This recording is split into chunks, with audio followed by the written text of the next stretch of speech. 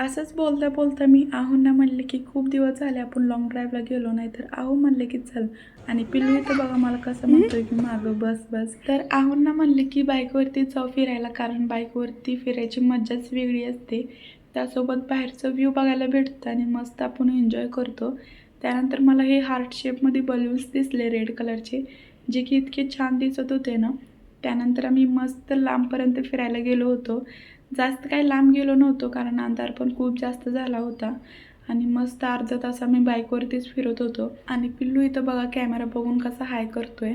त्यानंतर मस्त शेवपुरी खाल्ली आणि चायनीज भेळ पण घेतली होती. त्यानंतर अजून पाणीपुरी खाऊ वाटत होती मला. मग काय अजून एकदा पाणीपुरी खाल्ली डबल आणि मस्त असं एन्जॉय केलं.